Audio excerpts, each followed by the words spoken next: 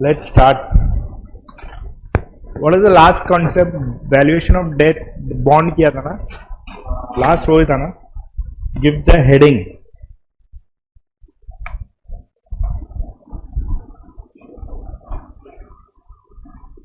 Compound annual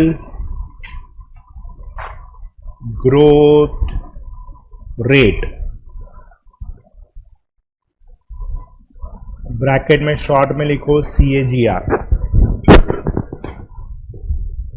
theory book में. चलो लिखो. इसके क्वेश्चंस आते हैं. क्वेश्चन देखेगा ना तो ऐसा लगेगा ओ हो क्या क्या करना है इसमें, लेकिन है कुछ भी नहीं. Very simple. The most simplest concept of everything that we did till now in annuity वो ये है. Is that clear? लेकिन क्वेश्चन फ्रेमिंग ऐसा रहेगा ना कि अपने को लगेगा क्या क्या किया है इसमें. ऐसा क्लियर? नाउ CAGR का कॉन्सेप्ट है ना, प्रैक्टिकली कैसा मालूम है कि अगर हम म्यूचुअल फंड में इन्वेस्ट करते हैं, SIP बोला है ना, SIP समझता है? व्हाट इज SIP का मीनिंग? हाँ, मतलब हर महीने इन्वेस्ट होता ही है फिक्स डेट पे, बराबर है. अभी मार्केट डाउन है, बराबर. I hope you are aware market down है. ट्रम्प ने चाइना को धमकी दिया है वापस, तो मजा आएगा. मेरे को ट्रम्प आता है ना, बहुत मजा आता है. कॉमेडियन है वो, प्रेसिडेंट नहीं है वो, बट ठीक है. The point is market down है. अभी ये महीने में जो भी इन्वेस्ट होएगा ना म्यूचुअल फंड में, तो अभी सपोज मैं हर महीने 50,000 म्यूचुअल फंड में इन्वेस्ट कर रहा हूँ. जैसा अपना डायलॉग था, 50,000 का EMI, 50,000 mutual fund. Correct? Suppose मैं जैन मंथ में इन्वेस्ट किया 50,000 रुपया, तो ये 50,000 म्यूचुअल फंड में मैं जिसके थ्रू इन्वेस्ट कर रहा हूं वो क्या करेगा, 5,000 का 10 म्यूचुअल फंड डालेगा. मतलब ये एक्सिस कैपिटल, ये HDFC, ये रिलायंस का कोई म्यूचुअल फंड, फिर L&T इंफ्रा, फिर मे बी कैनरा रेबको, ऐसा सब नाम है, म्यूचुअल फंड का नाम है इसे. तो ऐसा 10 कंपनी में वो डालेगा. अभी मार्केट जब भी ऊपर है ना, लेट अस टेक एक्सिस, फिलहाल एक्सिस म्यूचुअल फंड. तो जब ये जनवरी में डाला ना, तो मार्केट था 100 रुपया एक यूनिट का. मैंने कितना डाला? 5,000, तो 50 हो जाएगा. मेरे को मेरा 50 यूनिट मिलेगा मेरे को जनवरी में. यही फरवरी में मार्केट थोड़ा हिला, 100 का हो गया 19, लेकिन मैंने डाला कितना? 5,000 ही. तो मेरे को उस हिसाब से थोड़ा यूनिट्स मिलेगा, 55 या 56 यूनिट्स मिलेगा. Let us understand that. Correct? अभी ये दोनों का टोटल यूनिट्स हो गया 100, लेकिन you can not count as 190 is the investment price. Investment price कोई भी हो, लेकिन अभी फरवरी में समझो हो गया, अभी मार्च आया, मार्च में मार्केट हो गया, वापस मैं 5,000 डाल रहा हूं, 90 का 85 हो गया. तो अभी मेरे को 85 के हिसाब से यूनिट्स मिलेगा, which is around near about 60 units. Correct? फिर अभी अप्रैल मिड में हूं, मैंने 5,000 डाला, मार्केट एकदम गंदा हो गया, 70 हो गया, तो मेरे को उस हिसाब से ज्यादा यूनिट्स मिलेगा, विच इज अराउंड 71-72 यूनिट्स. तो अभी मैं ये टोटल यूनिट्स कैलकुलेट करूं और टोटल प्राइस कैलकुलेट करूं ना, तो मुझे रिटर्न वैल्यू कभी समझेगा ही नहीं. एवरेज कॉस्ट तो आएगा, वेटेड एवरेज कॉस्ट आएगा, लेकिन मैं कितना रेट ऑफ रिटर्न हुआ ना वो नहीं मालूम पड़ेगा मेरे को. इसलिए हमको एक कॉन्सेप्ट दिया गया है which is CAGR. Is that clear? अभी समझो मैं मई में पैसा निकाल रहा हूं फॉर एग्जाम्पल, तो मई में भाव जो भी रहेगा उसके हिसाब से मेरा यूनिट्स निकलेगा. मतलब अभी 106 था, 60 एंड 72, 132, मतलब 238 यूनिट्स है मेरे पास. तो जो भी रेट रहेगा मार्केट में मई में, उस टाइम पे वो रेट पे वो निकलेगा. समझो मार्केट में रेट हो गया 200 रुपया. करेक्ट? तो 238 इंटू 200, और मैंने इन्वेस्ट कितना किया अभी तक? जैन, फेब, मार्च, अप्रैल, मतलब 20,000 रुपया, 5,000 का 4. समझ रहा है? तो मार्केट बढ़ गया, समझो 200 रुपया हो गया, तो it will become 238 units into 200. तो मेरे को मिला 47,600 ऑन इन्वेस्टमेंट ऑफ 20,000। तो ये रेट ऑफ रिटर्न कितना हुआ, क्योंकि ये मैंने एक साथ नहीं भरा है 20,000, प्लीज अंडरस्टैंड, अलग अलग टाइम पे भरा है। तो मैं अलग अलग टाइम के हिसाब से रेट ऑफ रिटर्न कैलकुलेट कैसे करूं, इसके लिए कॉन्सेप्ट दिया है CAGR। समझ में आया? तो वो एक्यूरेट देता है कि तुम इतना कमा रहा है। क्लियर? CAGR, तुम म्यूचुअल फंड किधर भी तुम्हारा डैडी डालता रहेगा ना, वो म्यूचुअल फंड का ऐप रहेगा, वो ऐप में वो लोग बताता रहेगा तो तुम्हारा कितना CAGR हुआ है अभी तक का, पूरे साल का कितना हुआ, लास्ट ईयर कितना था, सब बताएगा वो लोग, लेकिन कैलकुलेशन नहीं बताएगा कैसे किया, वो हम लोग इधर कर रहे हैं। Is that clear? देखो, CAGR is a business and CAGR is a business and investing specific term. Investing specific term.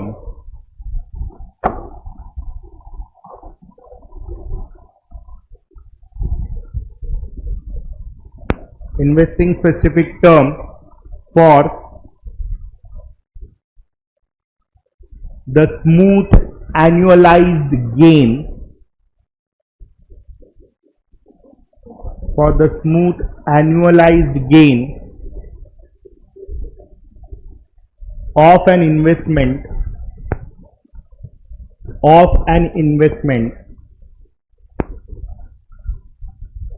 over a given time period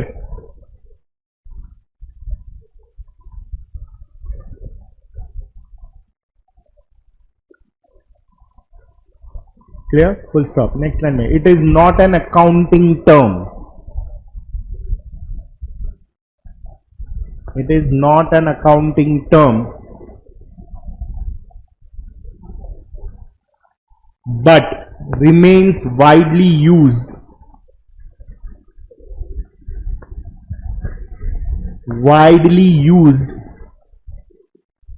particularly in growth industries.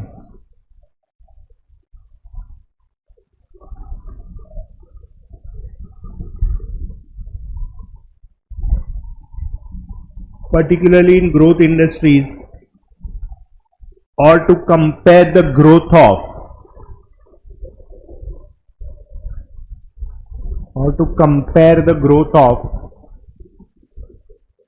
two investments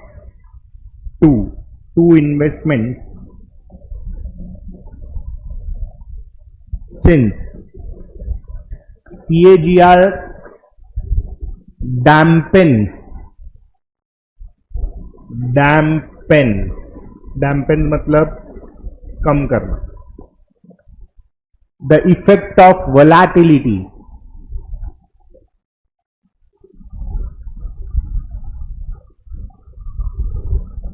of periodic returns, volatility मतलब market ज्यादा ऊपर नीचे है, volatile है, of periodic returns which can render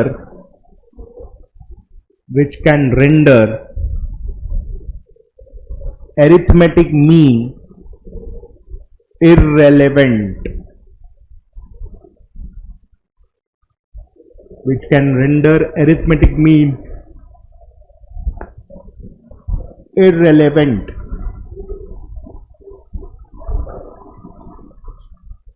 It is calculated and given by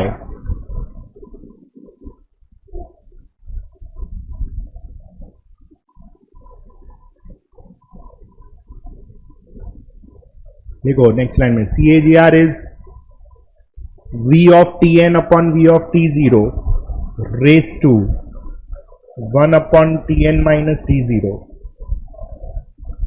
minus 1 the whole bracket into 100.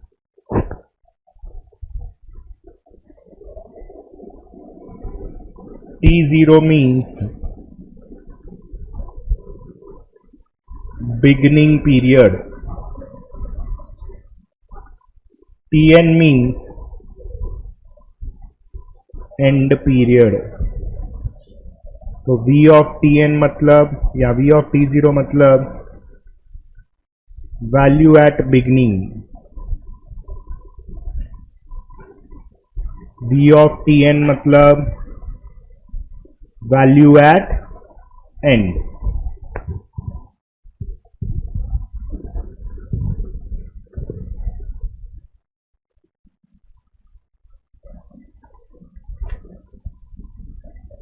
Clear? मतलब तुमको बहुत सारे ईयर्स और वैल्यू दिया रहेगा, तुमको कौन से दो वैल्यू पे फोकस करना है, बिगनिंग एंड एंड। हो गया, वैल्यू मिल गया, डाल दो, कैलकुलेशन करो, हो गया। One of the most simplest thing. Is that clear? चलो let's finish off this concept first. Come to your page number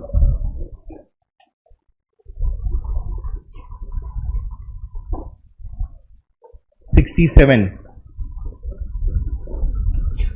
page 67, उसमें क्वेश्चन नंबर 12।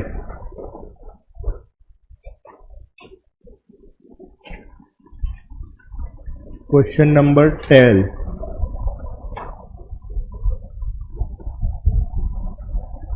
चल मिला, पढ़,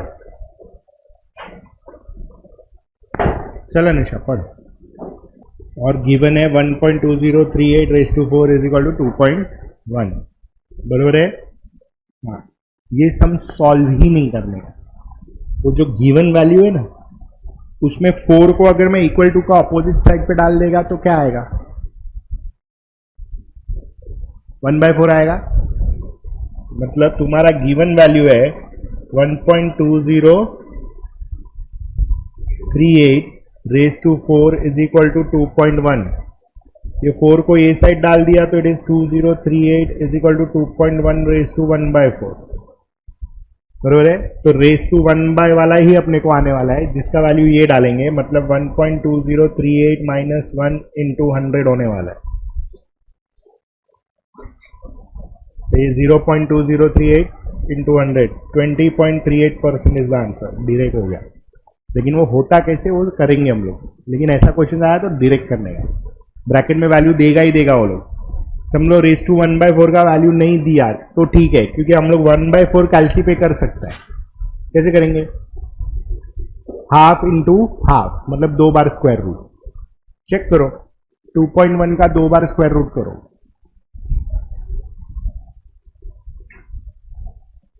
आ रहा है? लेकिन ये 1/4 में ही पॉसिबल है, 1/8 में पॉसिबल है।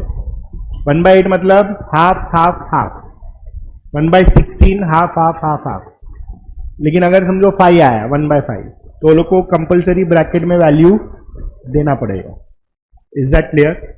अभी ये किया क्या है? सबसे पहला लाइन खाली इंफॉर्मेशन है ताकि तुम कंफ्यूज हो। मिस पॉल, मिस्टर नहीं है, miss Paul invested ₹1 lakh in a mutual fund. 1 lakh रुपया डाला है जनवरी 2018 में, बरोबर है? फिर वो बोलता है after 1 year in January 2019 she got a dividend amounting to ₹10,000 for the first year. 2019 से उसको डिविडेंड मिलना चालू हो गया। पहला साल कभी है? When is the first year?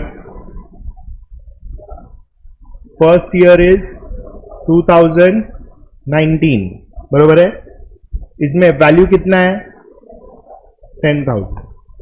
फिर 12,000 second year, 16,000 third year, 18,000 fourth year, 21,000 for the fifth year. मतलब last year is the fifth year, which is I think 2023। ये कितना है? 21,000। मतलब can I say T0 first year है, Tn fifth year है। Value of T0 first year का value is 10,000, value of Tn is 21,000।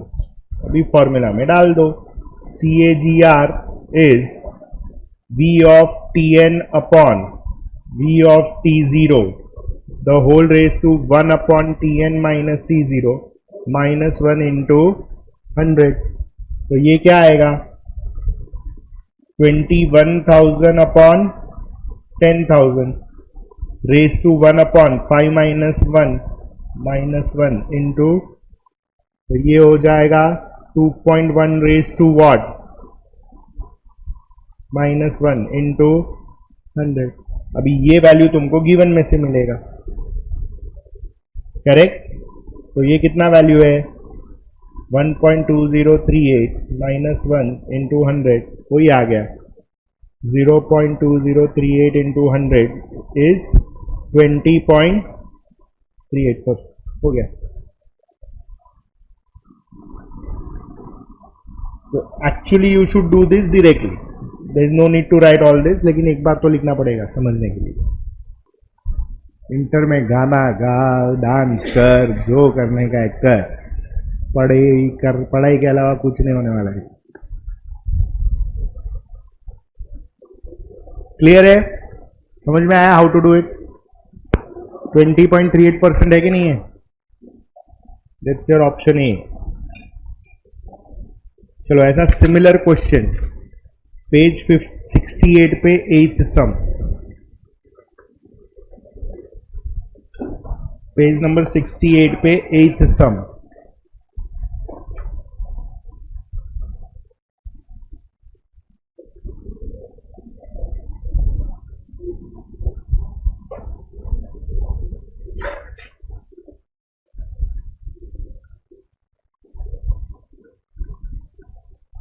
Late the operating profit, हुआ कि नहीं,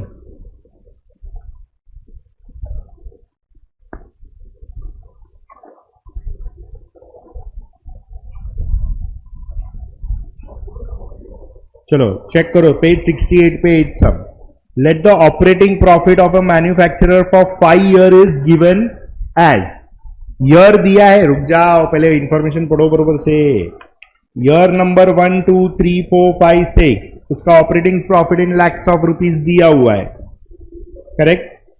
then the operating profit of compound annual growth rate for year 6 with respect to year 2 is given as, मतलब अपने को, हाँ तो वो लोग स्पेसिफाई करेगा वो सब। तुम्हारा T0 कितना है 6 नहीं 2, Tn इज 6, तो वैल्यू ऑफ T0 ईयर 2 का operating profit is 100, value of T6 year 6 का ऑपरेटिंग प्रॉफिट इज 157.35। क्लियर है, तो 1 अपॉन Tn माइनस T0 मैं अलग से ही कैलकुलेट करके रख रहा हूं, 1 अपॉन 6 माइनस 2 1 अपॉन 4। अभी 1/4 है तो कैसे करेंगे, रूट 2 बार करो, लेके आओ आंसर, फॉर्मूला डालो। हाँ दैट इज राउंडेड, बोलो कितना, अरे नहीं ये वाला रूट बता ना, वैल्यू कितना है 1.119 माइनस 1 इंटू 100, ये हो गया 0.1199 इंटू 100 दैट इज 11.99। ऑप्शन में दिया नहीं है इसलिए round up value will B 12%। Clear है, यस दो ही सम है, ये दो ही सम पूछा है अभी तक एग्जाम में, लेकिन पूछता है वो लोग, इट इज गुड। क्लियर, चलो नेक्स्ट। अभी चेक करो question number 10 page 67। 10 years ago मतलब 10 साल पहले का बात हो रहा है, तो इन शॉर्ट 10 साल इज योर एंड। अच्छा ईपीएस है ₹5 मतलब 5 रुपए का ईपीएस है, अर्निंग्स पर शेयर। अभी कितना है 22 रुपया। अपने को क्या फाइंड करना है, रेट मतलब आई। करो calculate, 1 plus i raise to n is equal to a upon p. तो 1 plus i raise to 10 is 22/5। तो 1 plus i raise to 10 is 4.4। अभी ऑप्शन डाल के टैली करो, कौन सा ऑप्शन 4.4 देता है, ऑप्शन डाल के करो। टैली हुआ, डन, आया सबको। तो ये ईपीएस ऐसा सब वर्ड सोच के डरने का नहीं, सिंपल कैलकुलेशन दिया है और कुछ नहीं है। नाउ 14 करो वही पेज पे।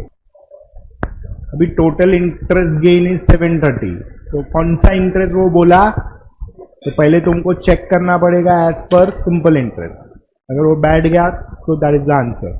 नाउ सबसे पहले वो क्या बोलता है, 1/7 of a money is deposited at 4% in a bank, correct. फिर बोलता है half of money deposited at 5% and balance जो है वो 6%, मतलब टोटल 3 अलग अलग रेट पे डिपॉजिट किया है। तो सबसे पहले अपने को डिपॉजिट अमाउंट फाइंड करना है, तो ऑप्शन वाइज जाओ। पहला ऑप्शन क्या है, 14,000, बरोबर है।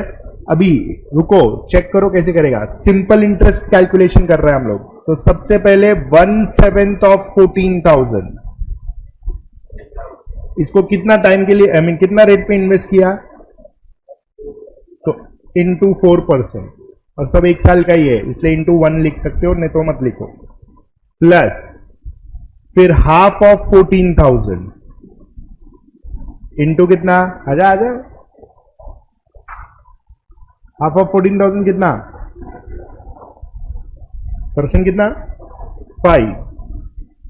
अभी चेक करो, 1/7 ऑफ 14 मतलब 2,000, हाफ ऑफ 14 मतलब 7,000, 2,000 और 7,000 9,000, तो 14 में से 9,000 का कैलकुलेशन हो गया, बचा कितना, तो रिमेनिंग 5,000 कितना टका, 6%, PNR अपॉन 100 हो गया।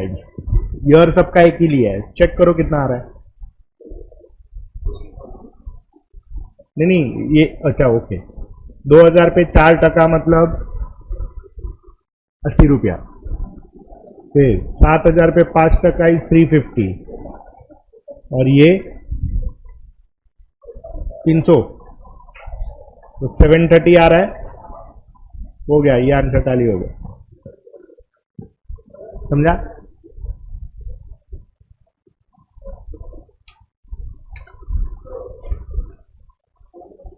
हम लोग का अकाउंट्स और लॉगरिथम का टेस्ट कभी है, 9 और 10 परसों अकाउंट्स। तू गांधी केवी गई लॉ,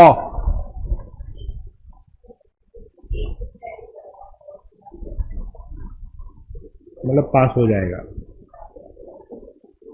हाँ, एमसीची फेल नहीं करता किसी को भी लेकिन फाउंडेशन में ऐसा नहीं करना, एक दिन पहले लॉ पढ़ने बैठेगा।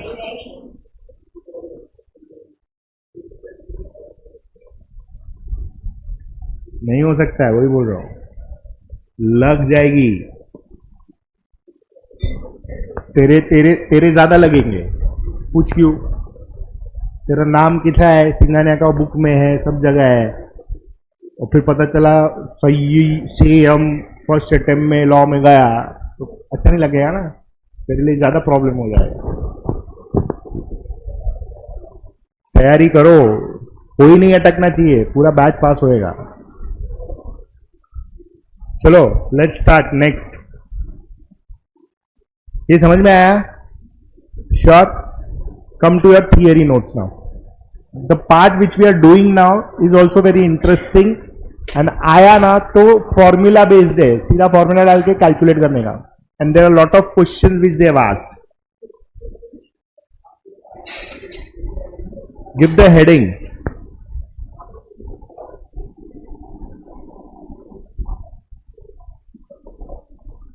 perpetuity,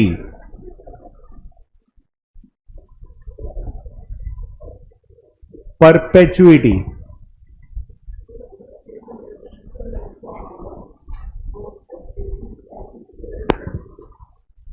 इसके ऊपर सम्स कंफर्म आते हैं, 100% सम्स आते हैं इसके ऊपर, तो कंफर्म सम है, एक सम तो आएगा ही आएगा। हाँ क्यों, क्या हो गया, इतना ही जगह है, है ना पीछे, फिर क्यों रो रहा है? तो है तो उधर से कंटिन्यू तो कर। मेरे को लगा जगह खत्म हो रहा है। लिखो। हाँ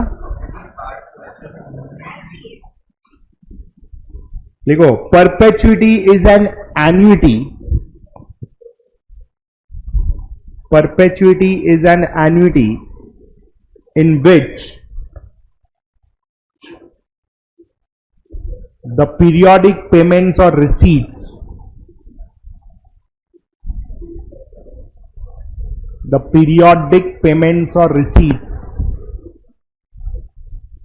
begin on a fixed date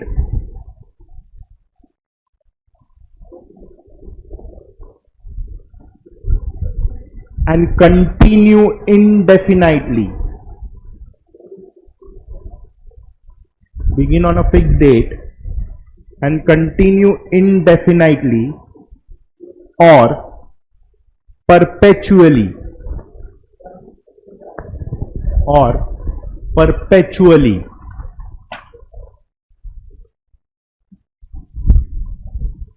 full stop. Next line. Fixed coupon payments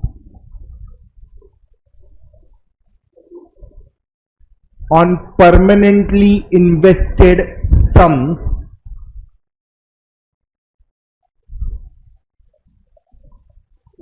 fixed coupon payments on permanently invested sums of money which are irredeemable. Redeemable मतलब तुम रिडीम कर सकता है, इररिडीमेबल मतलब रिडीम नहीं कर सकता। Are the prime examples of perpetuity. Are the prime examples of perpetuity.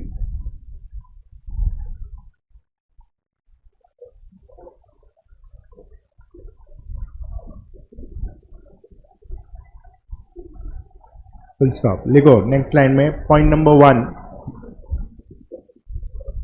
The value of perpetuity is finite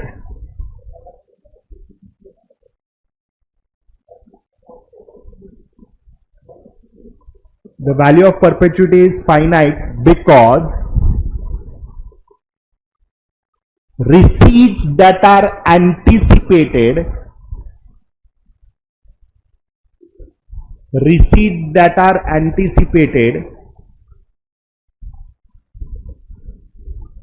far in the future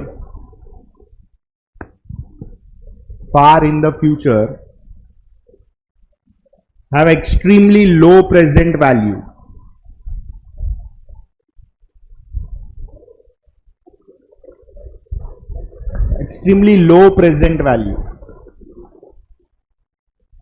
And point number 2, additionally,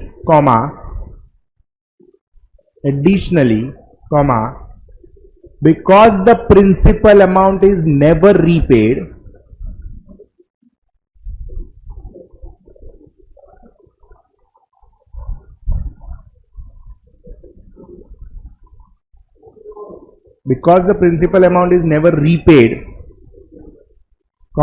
there is no present value for the principal.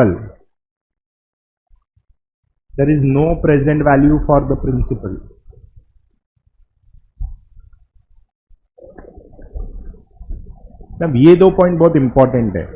पहला point क्या बोलता है कि basically perpetual मतलब for ever, मतलब ऐसा policies है कि फॉर एवर तुमको क्या मिलेगा, पैसा टुकड़े टुकड़े में मिलते रहेगा, जो एन्युटी फॉर्म करता है।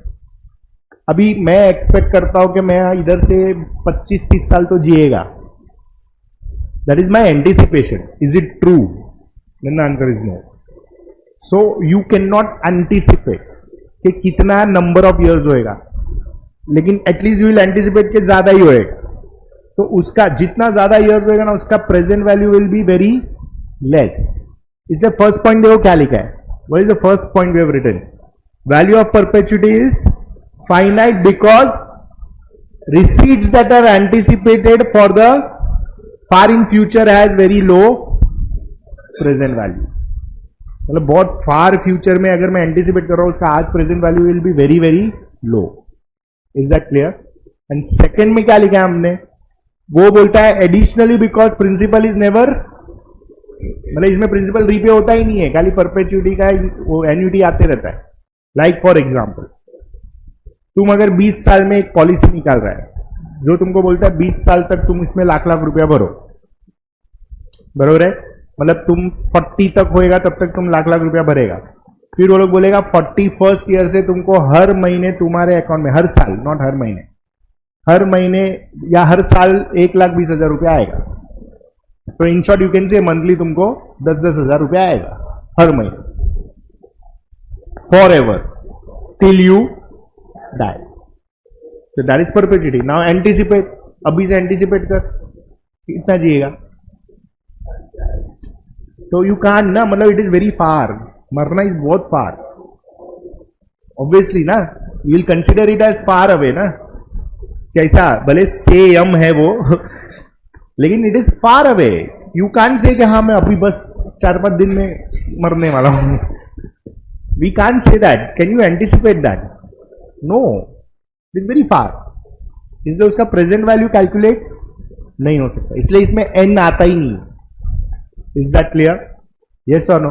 और सिंस चलो तुमने 40 साल कंप्लीट किया, अभी हर महीने तुमको 10-10 हजार रुपया मिल रहा है, तो वो लोग तुमको कोई प्रिंसिपल अमाउंट रीपे करने वाला है क्या? नहीं, वो प्रिंसिपल रीपे ही नहीं होने वाला है. तुम बोलेगा सर मैंने 20 साल लाख लाख रुपया भरा, 20 लाख रुपया भरा है कंपनी को. अरे उसमें से ही तो कमा के वो तुमको हर महीने 10-10 हजार रुपया दे रहा है, जब तक तुम मरेगा नहीं तब तक. Is that clear? तो प्रिंसिपल रीपे होता ही नहीं है परपेचुइटी. क्लियर? है ना? लिखो next. Following are the two types. Following are the two types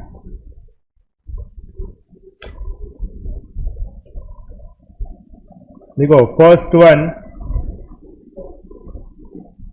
PVA, present value of annuity,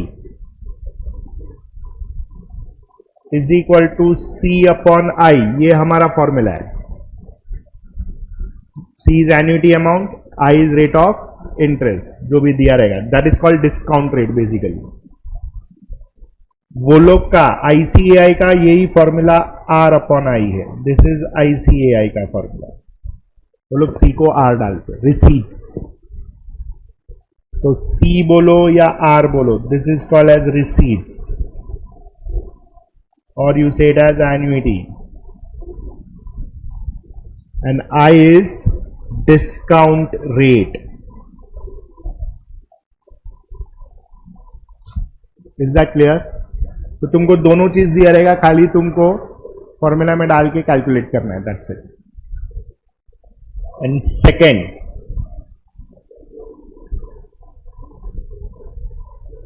formula of growing perpetuity.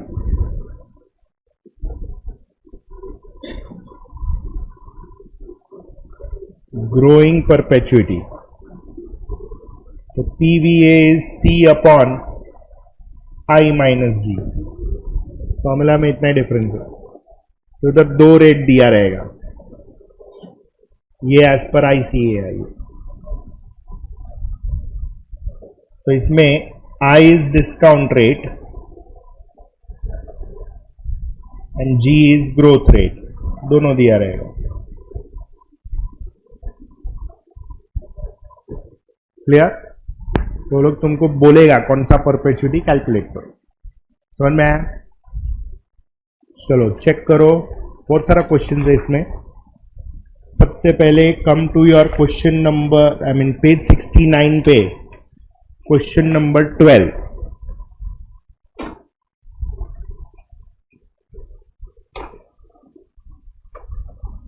पढ़.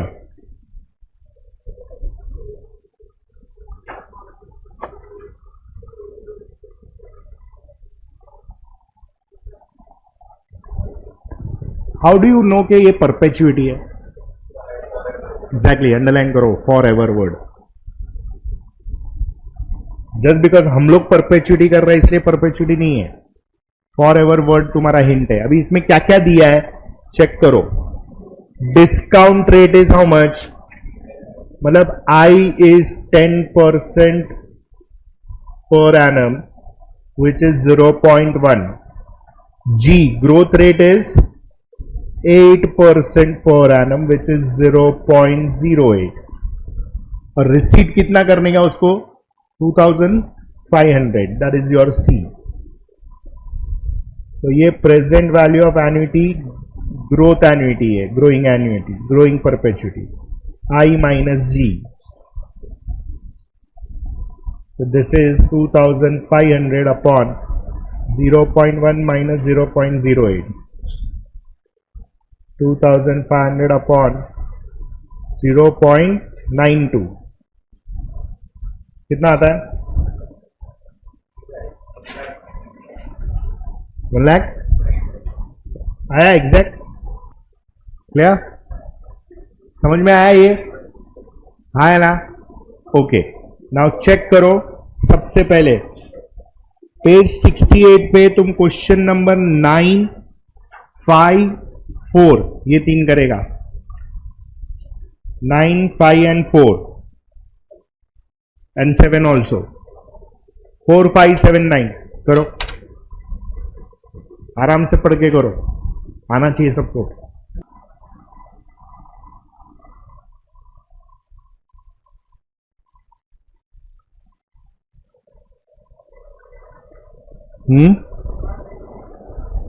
नहीं, वो क्या बोल रहा है वो चेक करो पहले। Rupees, if rupees 1000 be invested at interest rate of 5% and the interest be added to the principal every 10 years, the number of years in which it will amount to rupees 2000.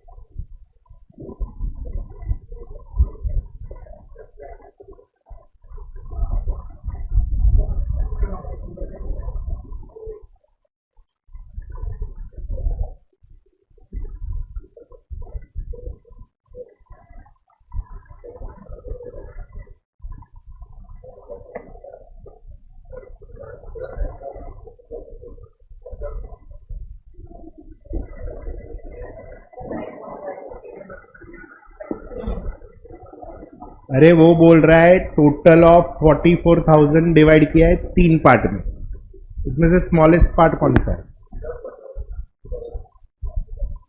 नहीं, 44,000 3 part में divide किया है, जिधर एक 2 साल का investment है, एक 3 साल, एक 6 साल, और इंटरेस्ट रेट दिया है तीनों का 6, 8 और 6%।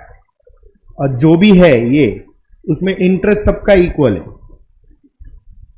मतलब 44,000 में से ऐसा कितना अमाउंट 2 साल के लिए इन्वेस्ट किया रहेगा एट 6%, उसका जो इंटरेस्ट आ रहा है वही बाकी का जो सेकेंड इन्वेस्टमेंट है वो कितना साल के लिए? 3 साल के लिए 8%, और लास्ट जो इन्वेस्टमेंट है वो 6 साल के लिए 6%, उसका तीनों का इंटरेस्ट इज इक्वल। अभी तीनों में से सबसे छोटा वाला अमाउंट किसका है? लो, पहला प्रिंसिपल अमाउंट एक्स ले लो, एन कितना है? 2 years, और रेट कितना है? 6%, 0.06। तो इसका इंटरेस्ट होएगा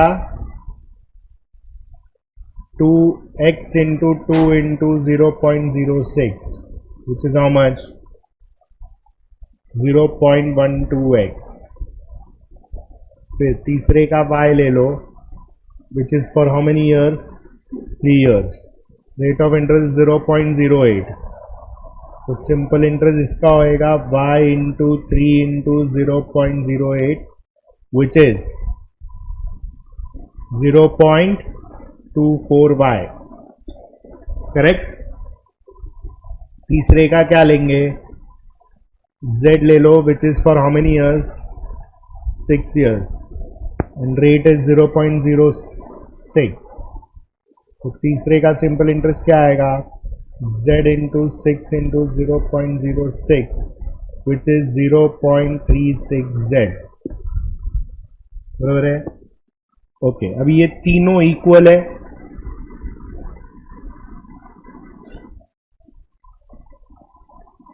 बोला है ना तीनों इक्वल है. डेसिमल निकाल दो तो 12x is 24y is 36z.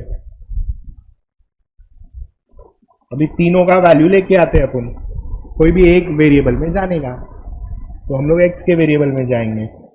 x plus y plus z is how much 44,000. x तो ऐसे ही रहेगा. अभी y का वैल्यू x के टर्म्स में क्या आएगा 24 शिफ्ट होएगा इधर तो हाफ x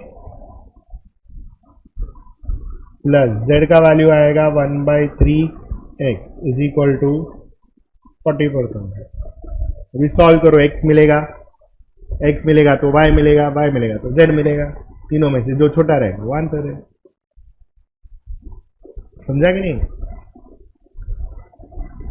हिंट ये है कि तीनों इक्वल दिया है. तो एलसीएम क्या आएगा इसका 6.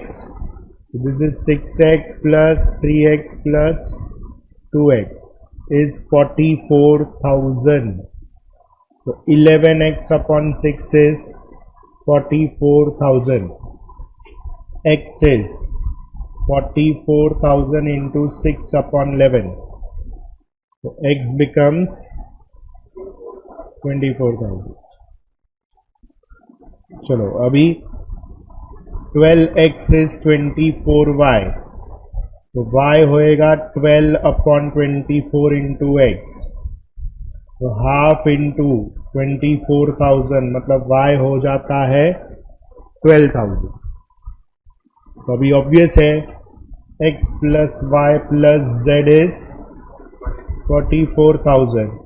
24,000 प्लस 12,000 प्लस z इज 44,000. तो z हो जाएगा 44,000 माइनस 36,000. तो z का वैल्यू हो जाएगा 8,000. तो स्मॉलेस्ट कौन सा है 8,000. करो.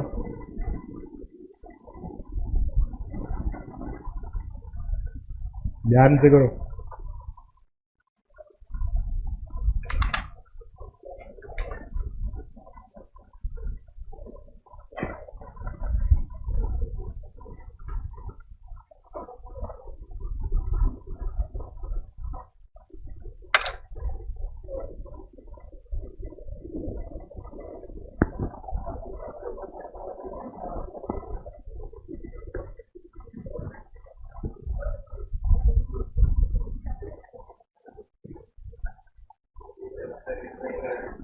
क्या हो गया. कौन सा बुक. एक हफ्ते में आना चाहिए.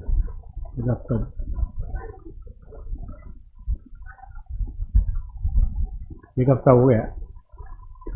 वो शादी है ना घर पे इसलिए.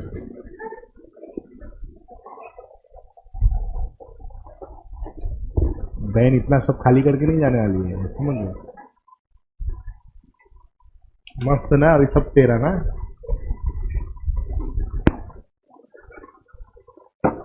तू भी चली जा बहन के साथ.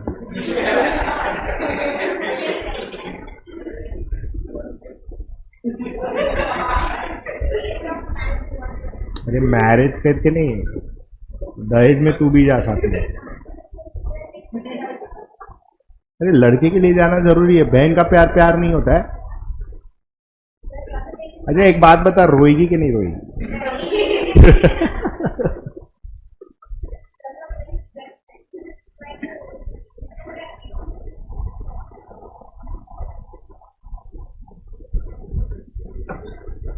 चलो हुआ, क्लियर है? ए गांधी हुआ कि नहीं, समझा कि नहीं?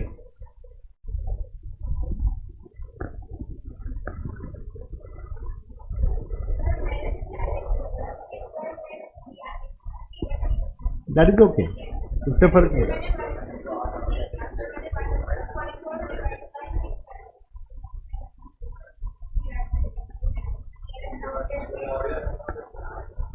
हर टाइम थोड़ी बैठेगा।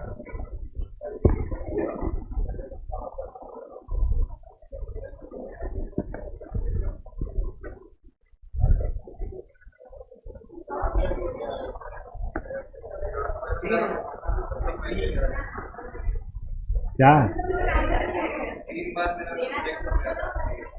क्यों?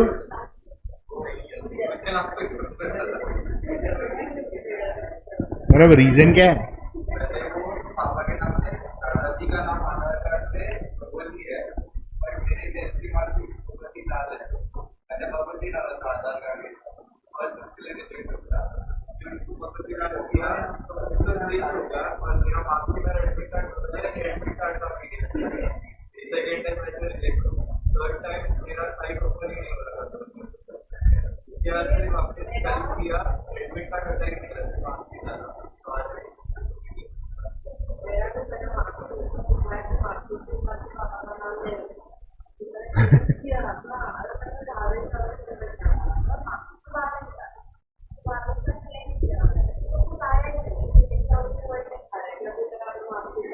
See, this teaches us your documentation should be very powerful. अपन है ना ये सब छोटी छोटी चीज़ों पे ध्यान नहीं देते, लेकिन ऐसा अटकाता है ना कभी कभी, लफड़ा हो जाता है। तो you should actually go and correct your Aadhaar card. You should actually go and correct, और वो ऑनलाइन ही होता है, हो जाता है करेक्ट।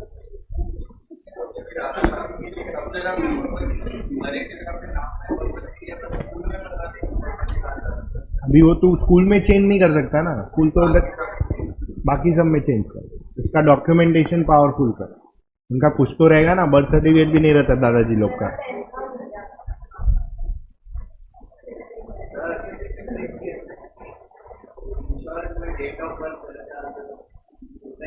होता है ना, किसने डाला है?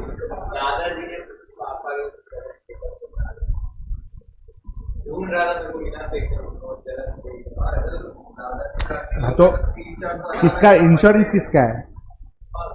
हाँ तो एफिडेविट करवा के चेंज करवा ना date of birth. You can always submit the papers properly ना। मिस्टेक है तो वो लोग उसमें पॉलिसी चेंज नहीं कर सकता है, वो लोग एक ये देगा, एंडोर्समेंट कॉपी देगा, उससे तेरे तू क्लेम कर सकता है, बात को मिलेगा। नहीं तो 100% वो लोग तेरा पैसा अटकाएगा, और सफरर तू है, तेरा डैडी नहीं है। अरे पैसा नहीं देने का बहाना चाहिए ना यार वो लोग को, वो लोग थोड़ी पैसा देने के लिए बैठा है। पेपर वर्क क्लियर होना चाहिए तो तुम्हारा पैसा नहीं अटकता, तो पैसा अटक जाए।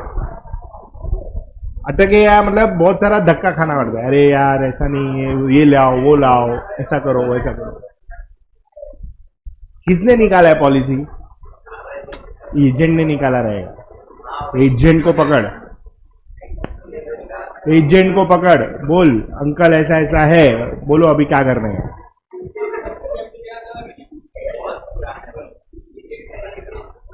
वो भी जिंदा रहेगा कि नहीं मालूम नहीं है ना।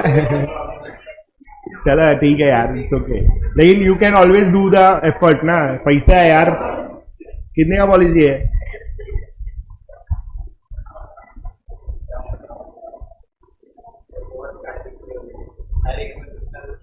हाँ तो चेक कर, ये सब पेपर वर्क बहुत स्ट्रांग होना चाहिए। इंसान जाएगा ना, बाद में तू रियलाइज करेगा साला यार ये पैसा अटक गया मेरा। प्रोसेस करने का ना, जब तक वो लोग जिंदा है। दादाजी है क्या? नहीं ना, तो प्रपोजर में नाम किसका है वो भी देख। प्रीमियम कौन भर रहा है तो देख कौन सा प्लान है, क्या है देख। चलो लेट्स स्टार्ट,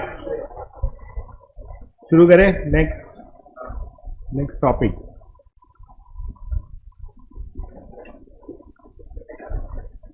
चैप्टर या टॉपिक एक ही होता है ना।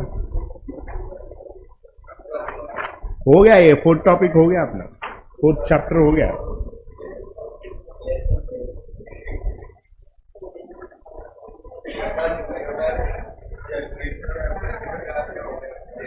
चलो एक काम करते हैं, तो भिवंडी गर्ल्स नहीं है यार, उनका थियरी मिस हो जाएगा। हाँ खूनी रिश्ते करते, चलो। हाँ नहीं बैठे, मेरे को तो दिख नहीं रहे, कुछ नहीं बैठे, ये खाली उल्लू बनाते हैं। बैठे तो नहीं है, रूम तो कब का बंद हो चुका है।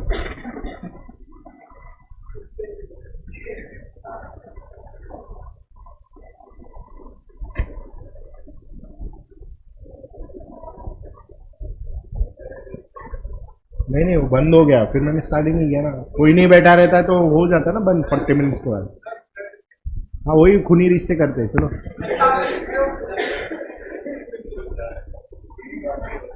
अरे रुको, लेकिन एक बात समझ लो, खुद से करो।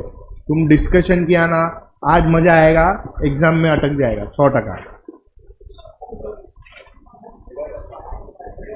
अच्छा सुनो, इसमें कुछ रिलेशंस ध्यान रखने जैसा है।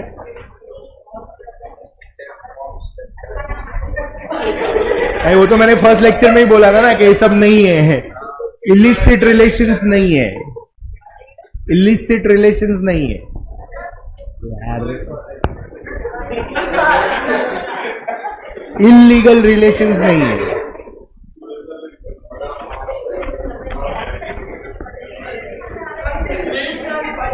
हाँ दादा के पप्पा,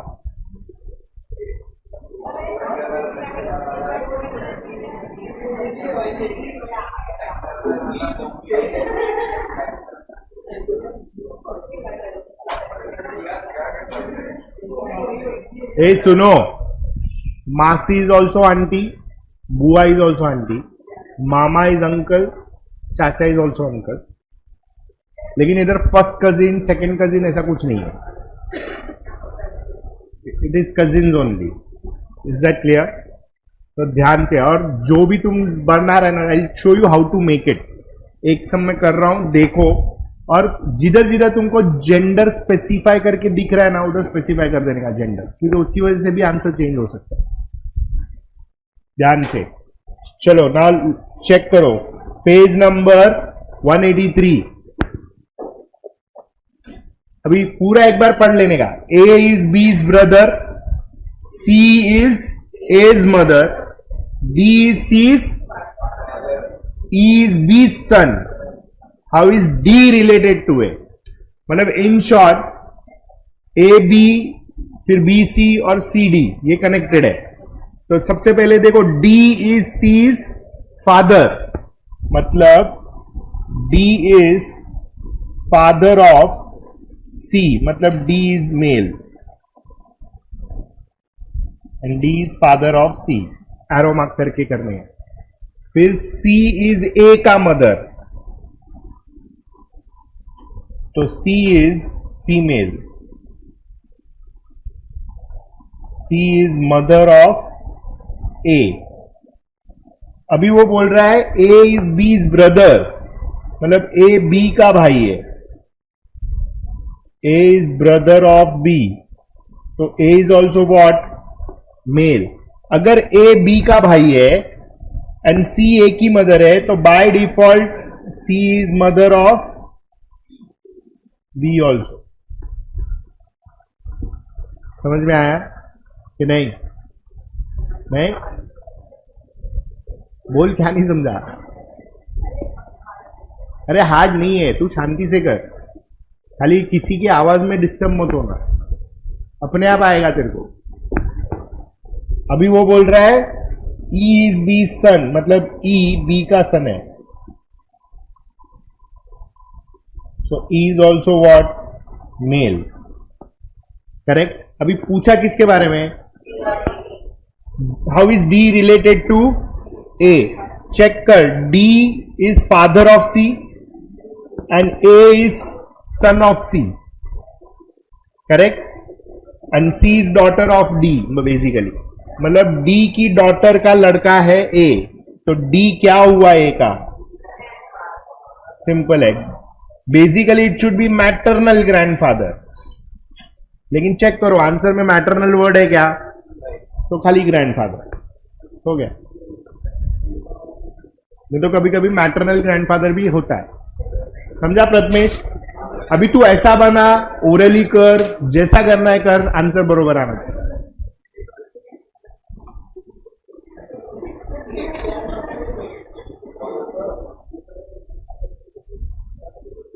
A is B's brother, transgender का कोई जगह नहीं है ब्लड रिलेशन में, मैं खाली बोल रहा हूं, आजकल चल रहा है, लेकिन ये ब्लड रिलेशन नहीं है, मतलब फॉर्म में आता है ऐसा, मेल फीमेल ट्रांसजेंडर, हाँ आता है, यस। क्या?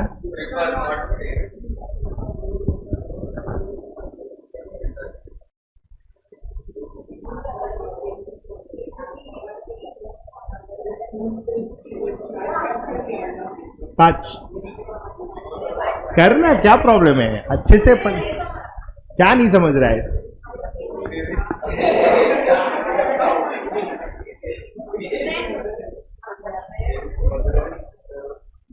माइंड पावरफुल होता है इससे, माइंड पावरफुल होता है इससे। कर, तेरे को टाइम लगेगा लेकिन कर, चलेगा। ये 5 मार्क रोकना है यार, मत जाने दे। हाँ खाली इसमें टाइम जाता है, सोचने में करने में टाइम जाता है।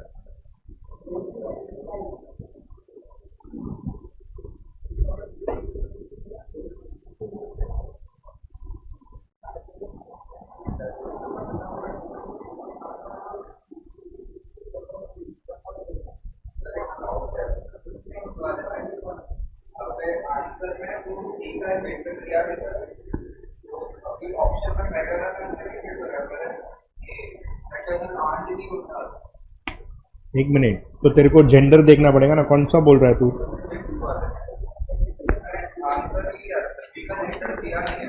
हाँ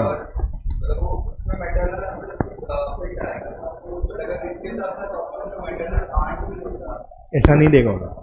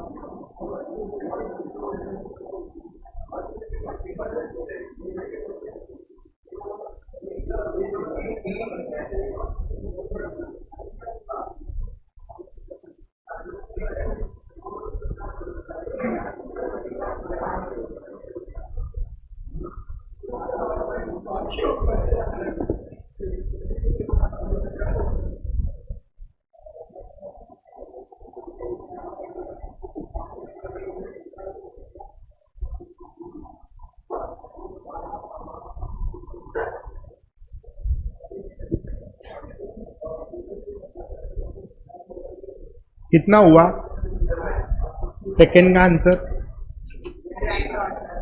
ग्रैंड डॉटर, फिर थर्ड का mother in law and fourth uncle.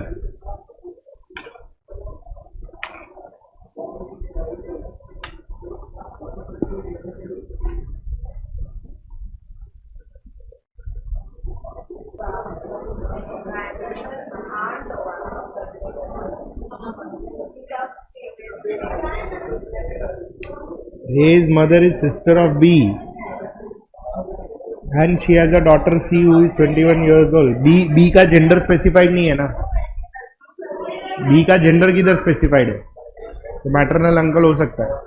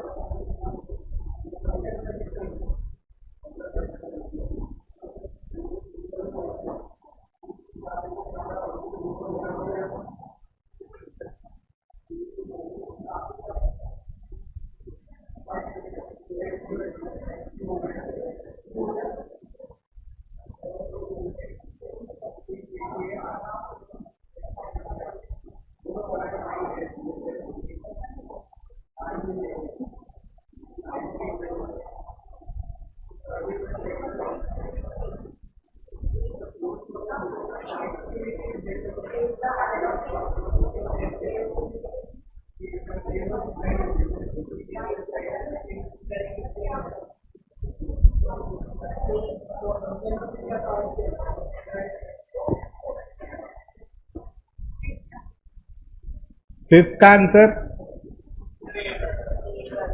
Brother. Six maternal uncle. Seventh daughter. Eight करो करो.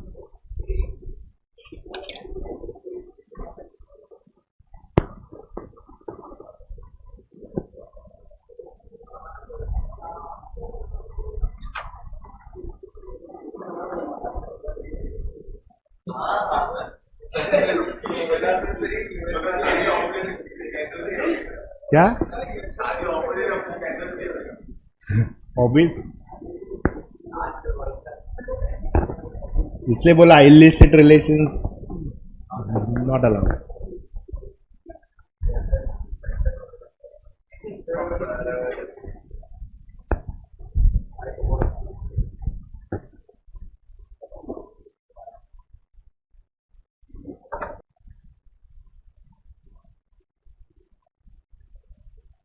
क्या एट का answer. K is the uncle of P. 9 का cousin.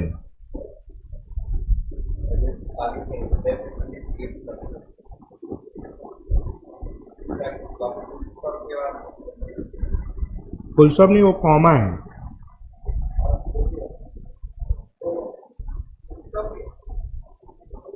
How is B related to F, who is A's son? Comma, F के बाद comma है. F is A's son. 11th में.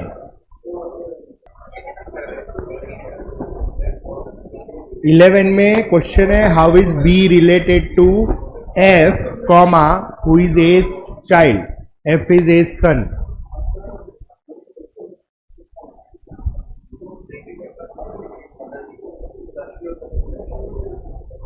F A's son है.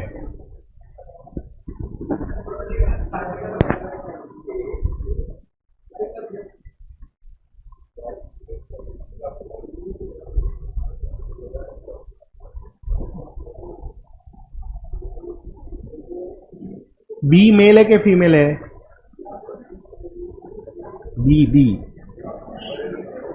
B.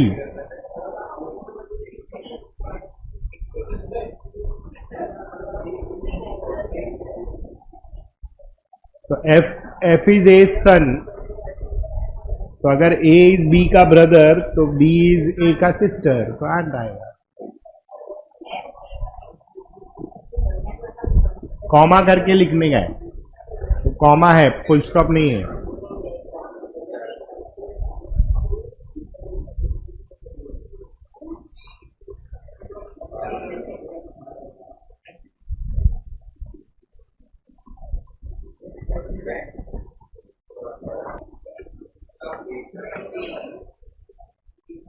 F comma who is A's son।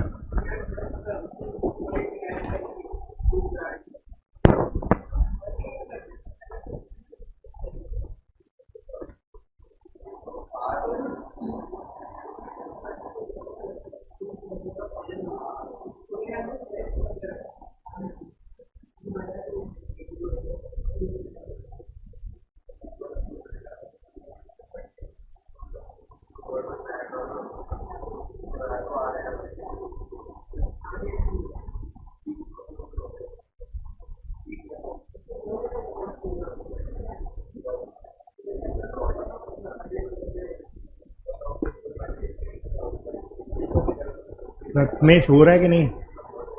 कितना हुआ? हो उधर तक पहुंच गया। तू खुद कर रहा है कि साथ में कर रहा है लोग के? क्या बात।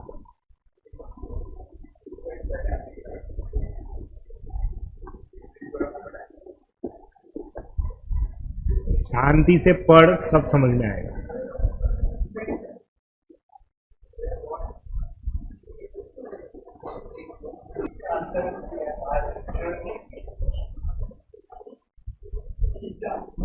यशी, तूने मेरे को एक सम पूछा था ना?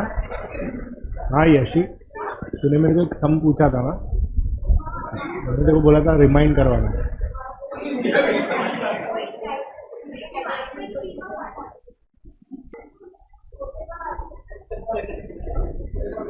B's wife's husband's brother।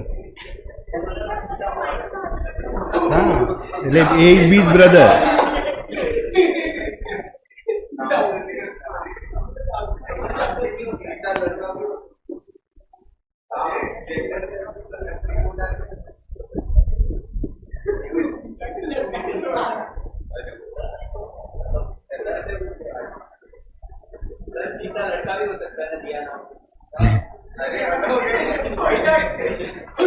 Specify नहीं किया तो लड़का भी हो सकता है। मतलब इधर तो स्पेसिफाई किया है कि वो डॉक्टर है, अगर नहीं होता तो नीज बोला है, नीज मतलब फीमेल है।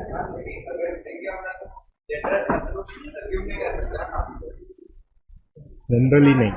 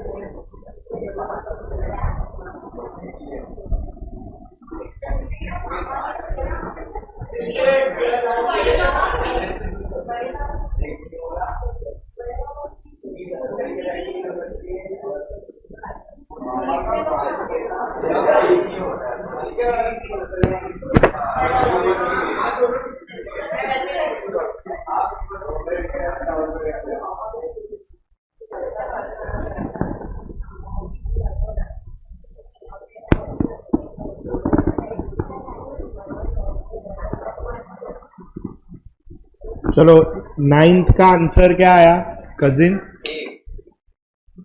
10th हुआ आंसर अंकल, 11 का aunt, 12 mother, 13 14 14th is a cousin, 14 में 15 16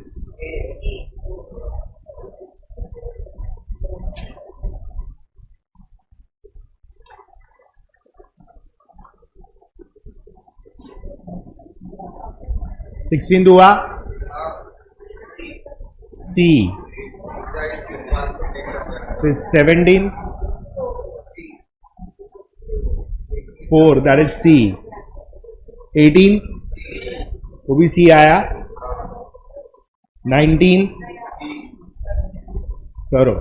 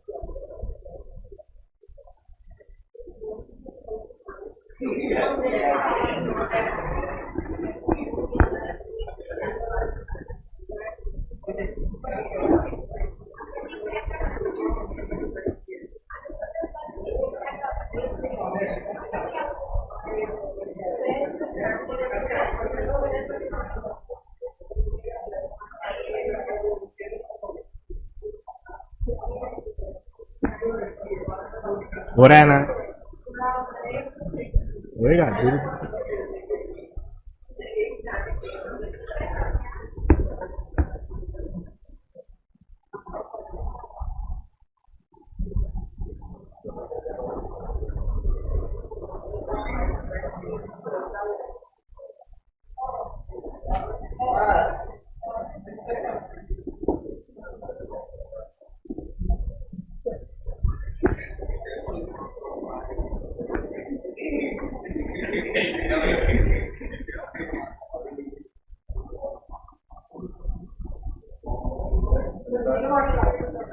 पांच, 4 चैप्टर है 20 मार्क्स, एवरेज 5। हाँ 4 से 6 marks, average is 5।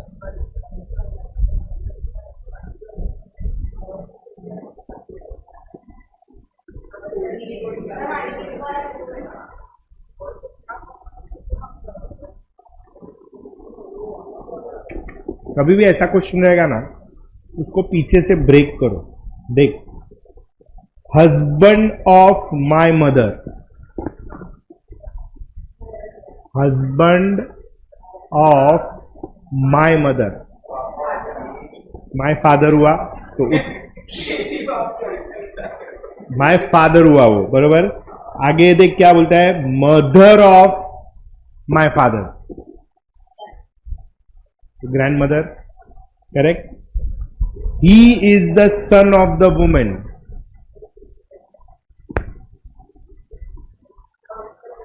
He is my father.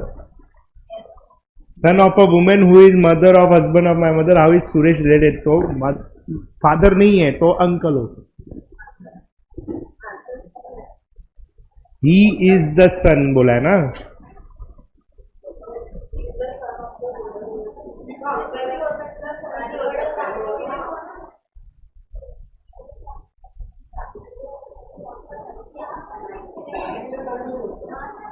अरे तो बरोबर है ना, Suresh is the son of that man ना, ही इज माय फादर, तो आई एम हिज सन ना। सुरेश के बारे में पूछा है, सुरेश ही इंट्रोड्यूस कर रहा है। Suresh is the son of that man, पापा का नाम नहीं दिया। कभी भी ऐसा वर्डिंग्स रहेगा ना, वो पीछे से ब्रेक करने का उसको।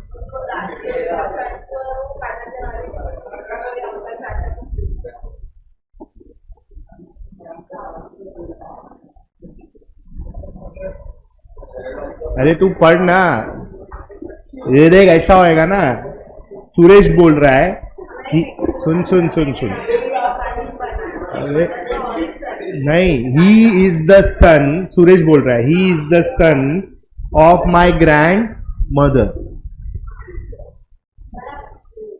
बरोबर। ग्रैंडमदर, और ग्रैंडमदर कैसे आया? Who is the mother of husband of my mother, husband of my mother मतलब who is mother of my father. हाँ, तो जरूरी नहीं है ना, अगर रहेगा तो बोलेगा वो लोग, otherwise you have to consider the same. हाँ, मैन, हाँ, मैन इज पप्पा, यस।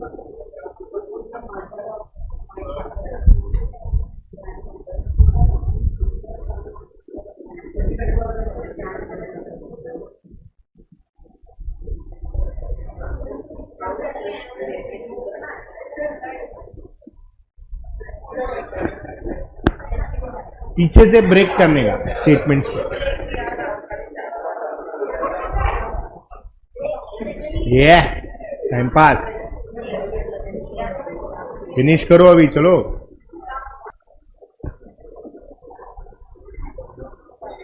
तुझे क्या मिला अंकल?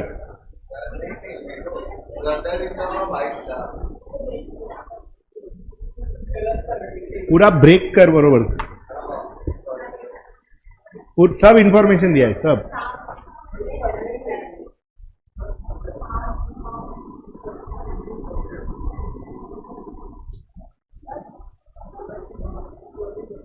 कौन सा? 16 नहीं मिला तेरे को?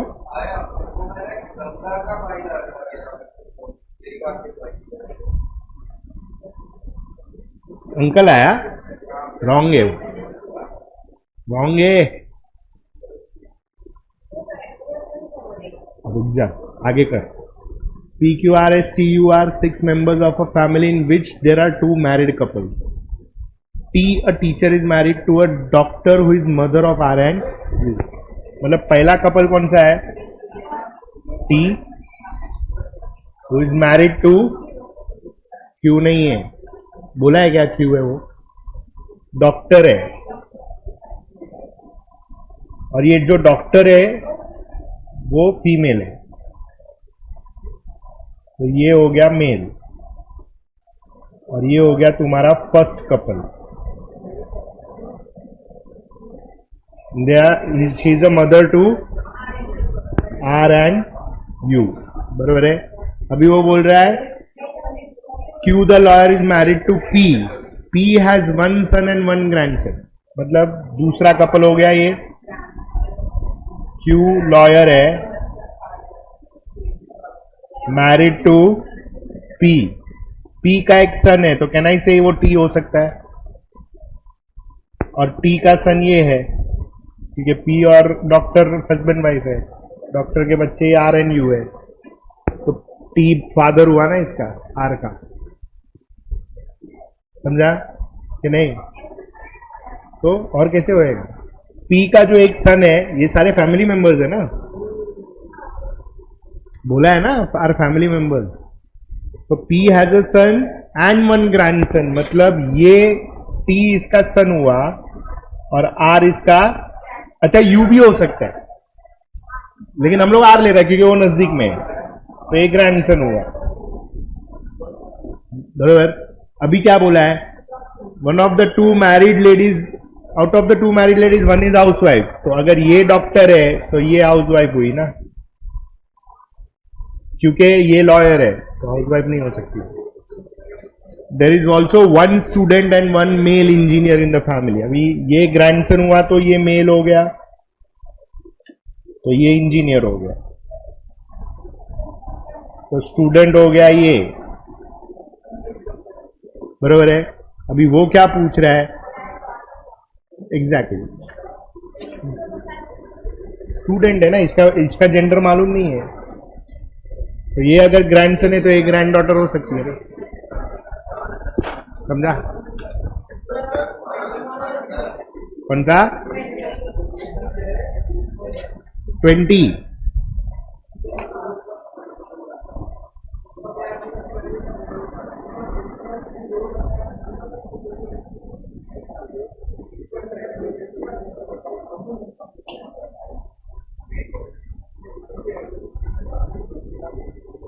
Pointing to a lady, Meera said, her father's only son's wife, मतलब किसका फादर। तो फोटो में लेडी है, लेडी का फादर है, इसका ओनली सन है, मतलब ये दोनों भाई बहन हो गए। ये लेडी का फादर है, ये फादर का ओनली सन है, तो ये दोनों भाई बहन हो गए ना।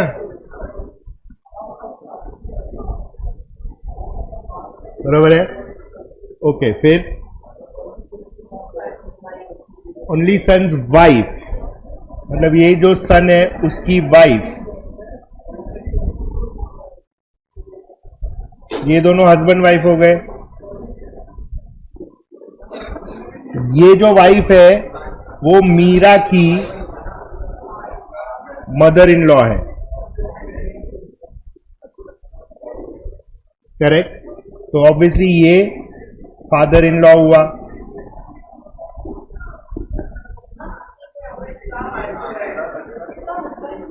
ये दोनों हस्बैंड वाइफ है ना। अगर ये वाइफ इसकी मदर इन लॉ है तो ये हस्बैंड जो ओनली सन है वो उसका फादर इन लॉ हुआ, बरोबर है। मतलब ये मीरा का जो हस्बैंड है ये इसका सन हुआ इन शॉर्ट, तो ये बुआ हुई ना। मीरा का जो हस्बैंड है उसका फादर ये ओनली सन है, उसकी बहन ये लेडी है, तो लेडी मीरा के हस्बैंड की क्या हुई, बुआ। मतलब मीरा का हस्बैंड क्या हो गया, नेफ्यू हो गया। पूछा किसके बारे में, मीरा हस्बैंड, तो नेफ्यू, तो दिस इज नेफ्यू।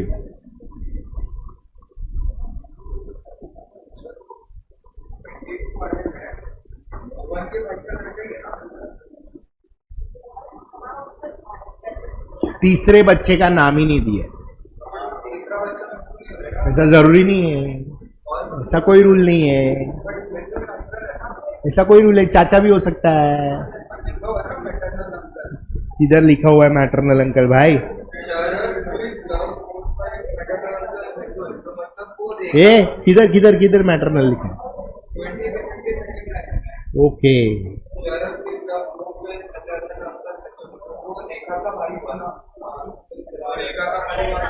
तो अंकल आएगा।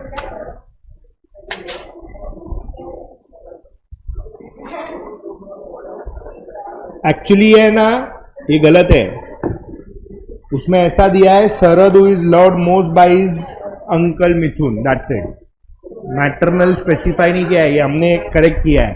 इसमें नो रिलेशन आता है, फिर मॉड्यूल में आंसर नो रिलेशन। उसके डैडी का भाई हो सकता है ना, पॉसिबल है, दैट्स ओके। मैटरनल स्पेसिफाई किया।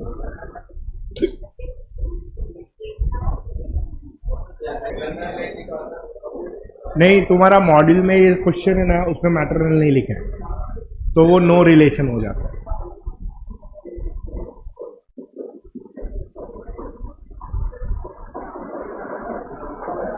ट्वेंटी तक हुआ क्या सबका?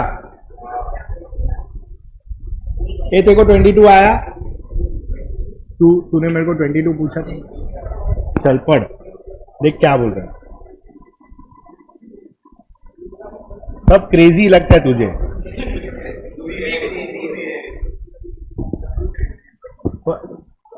देख, among her children Ganga's favourite are Ram and Rekha. Rekha is mother of Sharad, who is loved most by his maternal uncle Mithun. Maternal मतलब मम्मी का भाई. तो अगर रेखा और राम भाई बहन है, गंगा के बच्चे हैं, तो मिथुन तीसरा बच्चा हो गया.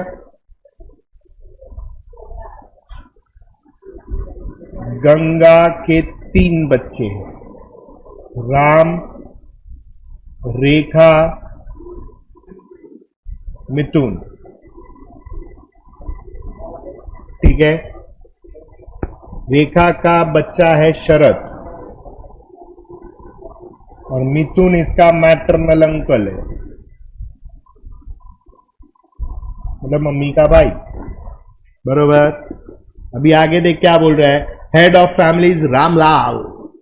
Who is succeeded by sons Gopal and Mohan, मतलब हेड है रामलाल, इसके दो बच्चे हैं गोपाल एंड मोहन। क्लियर? अभी Gopal and Ganga are married for 35 years and have 3 children, मतलब गोपाल और गंगा हस्बैंड वाइफ है, तो उसके 3 बच्चे हुए ना, बरोबर। अभी वो क्या पूछ रहा है, what is the relation between Mithun and Mohan, मतलब कैन आई से मिथुन गंगा का लड़का है, मतलब वो गोपाल का भी लड़का हुआ, गोपाल और मोहन दोनों भाई हुए क्योंकि वो रामलाल के 2 बच्चे हैं। अरे हंसता क्या है? तो मोहन मिथुन के डैडी का भाई हुआ ना, तो मिथुन का क्या हुआ, ये Mohan is uncle.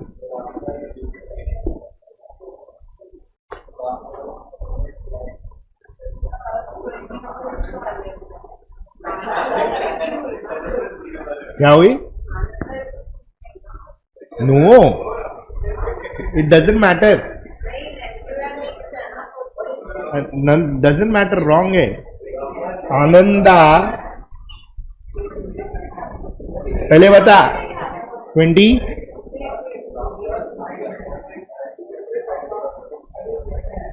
आनंदा's mother is the only daughter of my mother. कौन बोल रहा है ऐसा? विजय।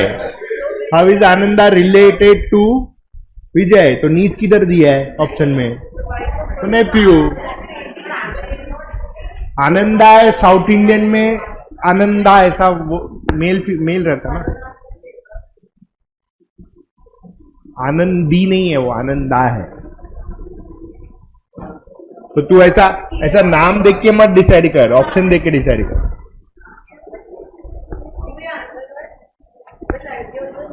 तो देगा ना वो लोग आंसर में। अभी फॉर एग्जाम्पल किंजल लड़का है क्या लड़की है? हा? कौन बोला ऐसा? यूनिवर्सल नेम है। नो, लड़का भी होता है।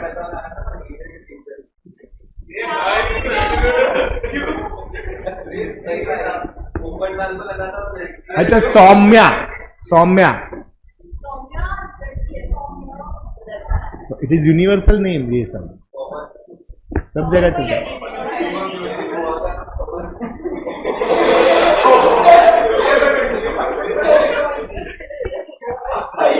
तो you can go by that, option में जो दिया है वो इस हिसाब से देख लें।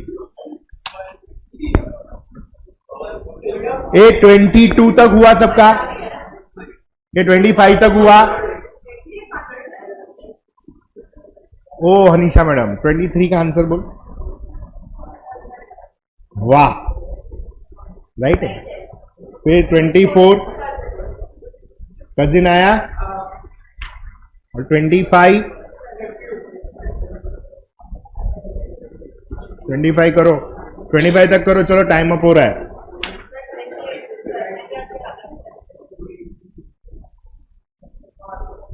नॉर्मली है, साइन के हिसाब से देखने का।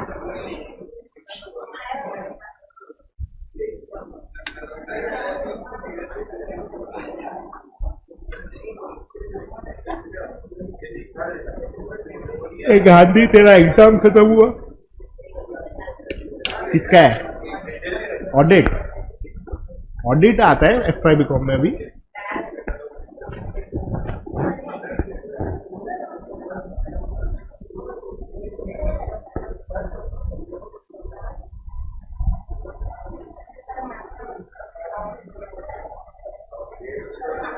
अकाउंट है ही नहीं है वीक में भाई।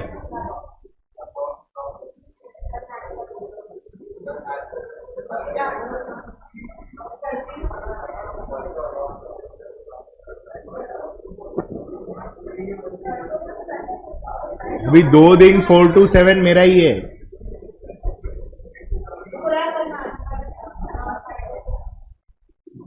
लगा रिदम है, लगा रिदम।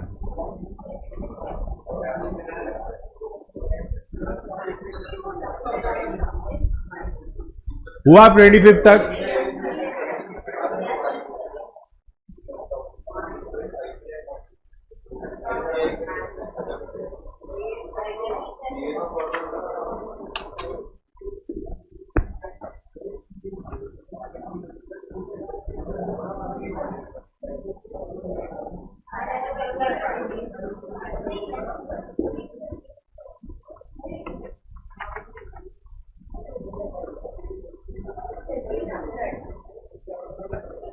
चले हुआ 25 तक हुआ, हाँ है ना, ठीक है।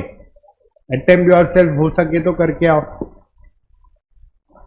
कल टेस्ट है इसलिए नहीं करेगा, ठीक है चलो। तो will finish off the remaining part and we start with the next topic.